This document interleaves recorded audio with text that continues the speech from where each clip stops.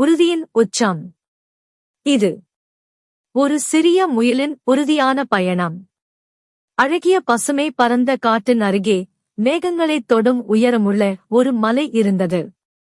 அந்த மலையைச் சூழ்ந்த பனிக்காற்றும் மழை துளிகளும் அதை மிகவும் கடினமானதொரு சவாலாக மாற்றியிருந்தன. மற்ற விலங்குகள் அனைத்தும் அந்த மலையை வெகு தொலைவில் இருந்துதான் பார்த்தன.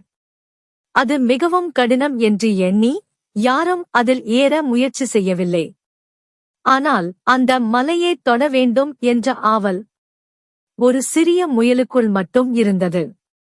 அது ஒவ்வொரு சனிக்கிழமையும் தன் காதுகளை பின்னழுத்தி கட்டி ஒரு சிறிய பையை தூக்கிக் கொண்டு ஓடத் தொடங்கும். அதன் உறுதியான குறிக்கோள் ஒன்றுதான், மலை உச்சியை அடைய வேண்டும். பல நாட்களாக முயல் ஓடிக்கொண்டே இருந்தது.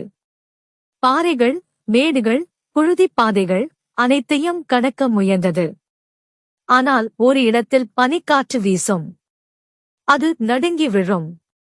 அது மெதுவாக எழுந்து பாதங்களைத் தேய்த்து அமைதியாகச் சொல்வது ஒன்றுதான், அடுத்த வாரம் நிச்சயமாக முயற்சி செய்கிறேன். இப்படியே பல நாட்கள் கடந்தன. அதே காட்டில் பறக்கத் தெரியாத ஒரு வாத்து இருந்தது. அது ஒரு தொலைநோக்கியை வைத்துக்கொண்டு மற்ற விலங்குகளை பரிசீலனை செய்யும் பழக்கத்தில் இருந்தது. முயல் ஒவ்வொரு முறையும் மலையை நோக்கி ஓடும்போதும் அது கூவியது, அந்த மலை உன் சக்திக்கு கட்டுப்படாது. இவ்வளவு உழைத்தாலும் பயன் என்ன? நீ எழவே முடியாமல் தொடர்ந்து விழுகிறாய்.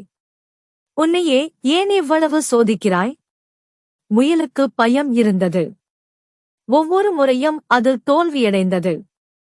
வலி இருந்தது. மனமும் உடைந்தது.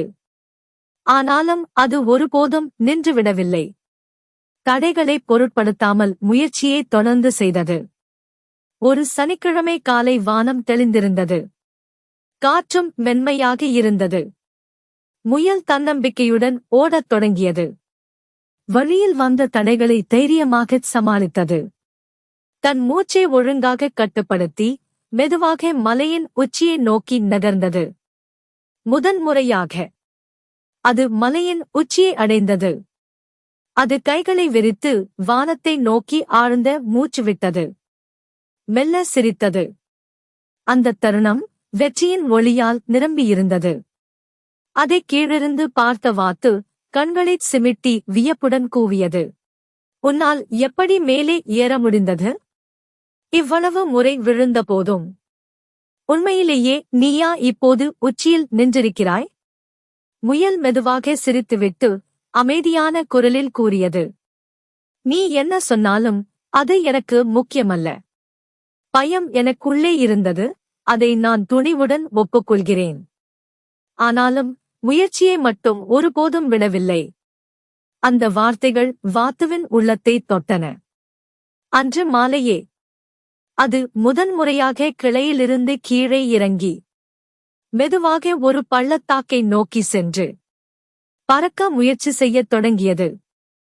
இதன் மூலம் முதல் முயற்சியில் தோல்வி வந்தாலும் மீண்டும் மீண்டும் மனதை உருக்கி முயற்சி செய்தால் ஒருநாள் வெற்றியே நம்மை வரவேற்கும் என்று வாத்து உணர்த்தது. இந்த கதையின் நெறி, விழுந்தாலும் எழு, பயந்தாலும் விடாதே, மீண்டும் முயன்றால் வெற்றி நிச்சயம். உறுதியால் உச்சம் அடைய முடியும். நன்றி.